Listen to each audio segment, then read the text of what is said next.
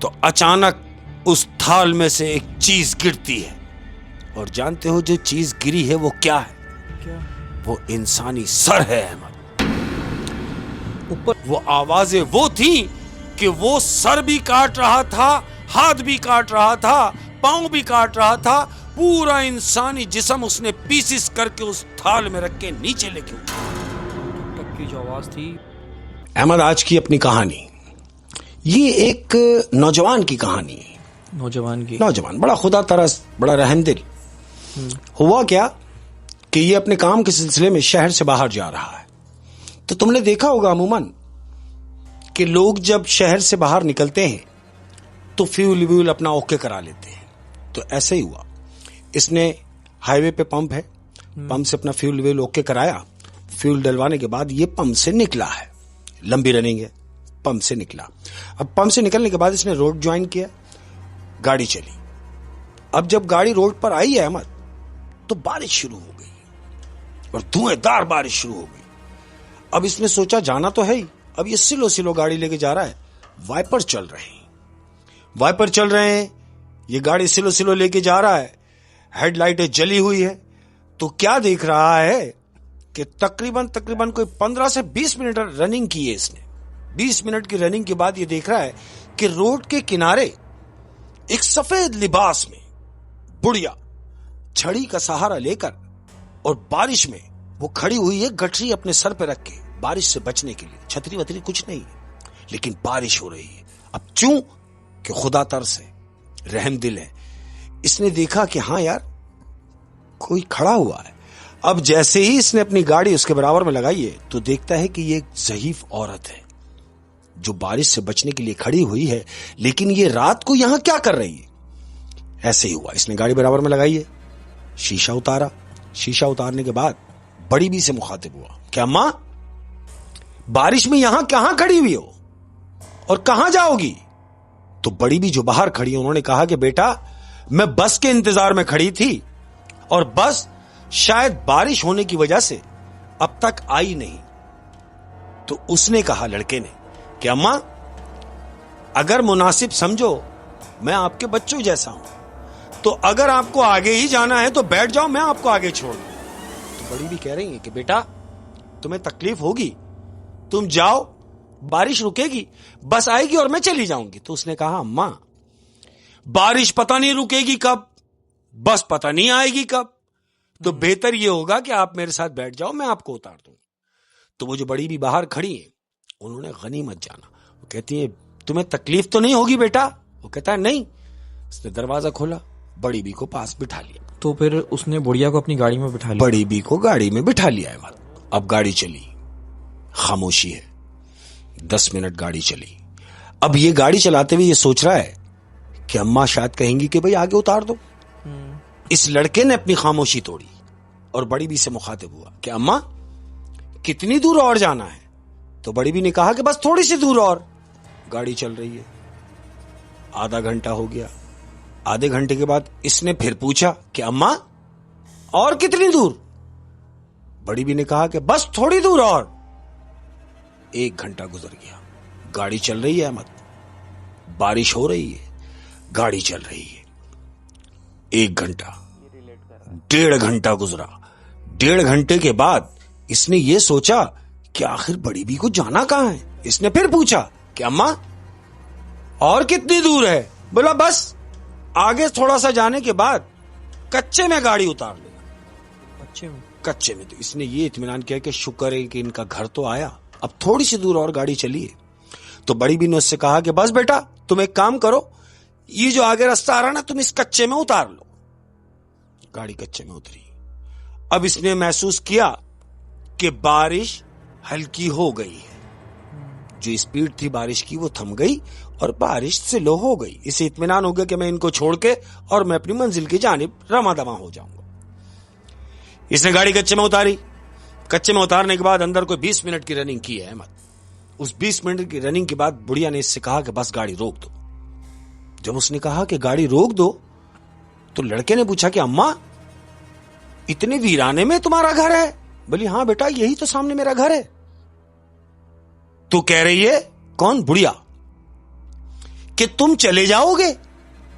تم مجھے یہاں چھوڑنے تو آ گئے, اب کیا تم واپسی چلے جاؤ گے؟ وہ کہتا ہے ہاں اماں, دیکھو نا بارش تو رک گئی, تھوڑی سلو ہو گئی, میں اب آرام سے چلا جاؤں گا. تو جانتے ہو بڑی بھی کیا کہہ رہی ہے؟ کہتی ہیں بیٹا بارش سلو ہو گئی. ارے کہاں سلو ہو گئی, بارش تو اور تیز ہو گئی. اتنا کہا اس بڑھیا نے اور بارش حقیقتاً تیز ہو گئی. اس کے کہنے کے بعد جب اس نے کہا نہیں تھا تو بارش سلو تھی. بڑی بھی نے کہا کہ تم کہہ رہے ہو کہ بارش سلو ہو گئی, سلو نہیں ہو گئی, بارش تو تیز ہے. اب اس نے جو دیکھا کہ واقعی آگے گاڑی کے شیشے پہ بارش کی بوندیں موٹی موٹی گرنے لگی اور بارش تیز ہو گئی. تو بڑھیا نے اس سے کہا کہ بیٹا اتنی تیز بارش میں تمہارا جانا مناسب نہیں ہے. تم ایک کام کرو, تم میرے گھر میں آ جاؤ, رک جاؤ, جب بارش تھم جائے گی تو تم چلے جانا. اس نے کہا کہ یہ صحیح کہہ رہی ہے, اتنی تیز بارش میں روڈ پر گاڑی چلانا مناسب نہیں ہے, بہتر یہی ہوگا کہ میں بارش رکنے کا انتظار کر لوں. وہ کہتا ہے ٹھیک ہے اماں, اگر آپ کو زحمت نہ ہو تو میں بارش رکنے کے انتظار تک آپ کے گھر میں رہ لوں گا, کیونکہ ہائی وے خطرناک ہے بارش میں. ایسا ہی ہوا احمد. وہ بڑی بھی اپنے دروازے پہ گئی ہیں. اب جب وہ جو دروازہ ہے جانتے ہو وہ کیسا ہے؟ ایک پرانا کھنڈرات سا دروازہ لگا ہوا ہے لکڑی کا. بڑی بھی نے اوپر سے اس کی کنڈی کھولی ہے, اب اندر گئی ہے اور لڑکے سے کہا کہ آ جاؤ. یہ بڑی بھی کے پیچھے پیچھے ہے اور بڑی بھی آگے آگے ہے. اب وہ جو گھر میں داخل ہوئے ہیں احمد, تو وہ گھر اندر ختم ہی نہیں ہو رہا. ایک لمبا راستہ ہو گیا, کوئی 10 منٹ اسی دروازے کے بعد یہ بڑھیا لے کے اندر جا رہی ہے اس کو, اور یہ ادھر ادھر دیکھ رہا ہے کہ یار یہ گھر باہر سے تو ایک چھوٹا سا دروازہ ہے لیکن اندر گھر ہے کہ ختم ہی نہیں ہو رہا. 10 منٹ کے بعد کیا دیکھتے ہیں کہ 3 کمرے بنے ہوئے ہیں, اوپر ایک فلور بنا ہوا ہے. یہ اندر گئے ہیں اور بڑھیا نے اس سے کہا ہے کہ بیٹھ جاؤ. یہ بیٹھ گیا. اس نے گھر کا جائزہ لیا, پرانا کھنڈرات نما گھر ہے. اب جب یہ بیٹھا ہے احمد تو جانتے ہو کیا سن رہا ہے؟ کیا؟ اسے آواز آ رہی ہے بیٹھنے کے بعد کہ جیسے گھر میں کوئی کام ہو رہا ہو. کیا کام کی آواز آ رہی ہے؟ ٹک ٹک, جیسے کوئی چیز کاٹ رہا ہو. آپ سمجھے, کوئی چیز کاٹنے کی آواز آ رہی ہے, ٹک ٹک. تو اس نے بڑی بی سے کہا کہ اماں یہ اوپر کمرے میں سے آواز کیا آ رہی ہے؟ تو بڑھیا جانتے ہو کیا کہہ رہی ہے؟ کیا؟ وہ بڑی بی نے اس سے کہا کہ میرا بیٹا ہے اور وہ کام کر رہا ہے, تھوڑی دیر میں یہ رک جائے گا. تم ایک کام کرو, یہ چارپائی پڑی ہے, تم یہاں آرام کر لو. اس نے کہا ٹھیک ہے اماں, میں یہاں آرام کر رہا ہوں, میری کمر بھی سیدھی ہو جائے گی اور جیسے ہی بارش رکے گی میں چلا جاؤں گا. ایسا ہی ہوا ہے. اس نے چارپائی لی, لیٹ گیا, چادر اپنے اوپر لی اور یہ ایسے کہ جیسے سو رہا ہے. اس نے چادر اپنے اوپر لی, لیکن وہ چادر اپنے اوپر لینے کے بعد سویا نہیں ہے. اس نے چادر کا کونا کھول کے رکھا ہوا ہے اور یہ جائزہ لے رہا ہے کہ یہ گھر میں ہو کیا رہا ہے. اس کے دماغ میں یہ چل رہا ہے. اسے تھوڑا سا نا وہ محسوس ہو رہا ہے ہاں کہ غیر معمولی گھر ہے, غیر معمولی گھر ہے, بالکل ایسی. شاباش. تو اس نے چادر کا کونا کھولا ہوا ہے. اب جب یہ کونا کھلا ہوا ہے تو وہ کونا اوپر سے جو زینہ اتر رہا ہے, اوپر کے کمرے سے زینہ جو اتر رہا ہے, اس نے کونا کھولا ہوا ہے تو اس کو وہ زینہ صاف نظر آ رہا ہے. زینے سے لے کے نیچے تک کا پورشن اس کو سب دکھ رہا ہے. تو جانتے ہو اس نے کیا دیکھا؟ اس نے دیکھا احمد کہ زینے سے ایک شخص تھال میں کچھ لے کے اتر رہا ہے. وہ جو ٹھک ٹھک کی آوازیں آ رہی تھی وہ رک گئیں. اب وہ زینے سے کوئی شخص اتر رہا ہے اور اس کے ہاتھ میں تھال ہے. احمد, تھال میں کیا ہے یہ اسے نہیں دکھا دی. اس نے زینہ اترا. زینہ اترنے کے بعد جیسے ہی زمین تک وہ پہنچا ہے تو اچانک اس تھال میں سے ایک چیز گرتی ہے. اور جانتے ہو جو چیز گری ہے وہ کیا ہے؟ کیا؟ وہ انسانی سر ہے. احمد, اوپر سے جو اس کا بیٹا تھال لے کر آیا ہے اور نیچے جیسے ہی وہ پہنچا اس کی تھال میں سے جو چیز گری وہ انسانی سر تھا. احمد, اور یہ اس نے دیکھ لیا کہ ارے یہ جو گرا ہے یہ تو سر ہے. اب بجائے اس کے کہ یہ کچھ اور دیکھتا ہے، اس نے پوری چادر تان لی۔ یہ سمجھ گیا کہ یہ انسان کا سر ہے جو ابھی میں نے دیکھا ہے گرا ہوا، اور وہ جو ٹک ٹک کی آوازیں آ رہی تھی، جانتے ہو وہ کیا آوازیں تھی؟ وہ آوازیں وہ تھیں کہ وہ سر بھی کاٹ رہا تھا، ہاتھ بھی کاٹ رہا تھا، پاؤں بھی کاٹ رہا تھا، پورا انسانی جسم اس نے پیسز کر کے اس تھال میں رکھ کے نیچے لے کے وہ ٹک ٹک کی جو آواز تھی وہ ایک انسانی باڈی کے پیسز کی آواز تھی جو وہ بغدے سے کاٹ رہا تھا۔ اس نے پوری چادر تان لی۔ اب چادر تان لی، خاموشی ہو گئی۔ اس نے کیا سونا کس کو تھا؟ پھر بارش ہے کہ تھمنے کا نام نہیں لے رہی۔ اس نے ہلکی سی چادر ہٹائی، دیکھا تو بڑھیا جہاں بیٹھی ہوئی تھی وہاں موجود نہیں ہے۔ اس کو آواز آئی کہ واش روم یوز ہو رہا ہے۔ اس نے محسوس کیا کہ بڑی بھی واش روم گئی ہے۔ احمد یہ اٹھا چارپائی سے اور سیدھا گیا اس طرف، کس طرف کہ جہاں وہ بڑھیا نے وہ تھال رکھا ہے۔ اور وہ تھال کہاں رکھا ہے جانتے ہو؟ بڑھیا نے وہ تھال اپنی چارپائی کے نیچے ایک پیٹی میں وہ تھال رکھ کے اور پیٹی کو بند کیا ہے، کنڈی لگائی ہے، اپنی چارپائی کے نیچے رکھا۔ یہ اٹھا، اس نے جا کے بڑھیا کی چارپائی کے نیچے سے وہ پیٹی کھینچی ہے۔ کھینچنے کے بعد اس نے جیسے ہی وہ پیٹی کا دروازہ کھولا ہے، پٹ کھولا، تو کیا دیکھ رہا ہے کہ اس میں دو سر پڑے ہوئے ہیں، ایک میل ایک فیمیل، اور ہاتھ کٹے ہوئے، انگلیاں کٹی ہوئی، پاؤں کٹے ہوئے، پورے اعضاء اس پیٹی کے اندر ہیں۔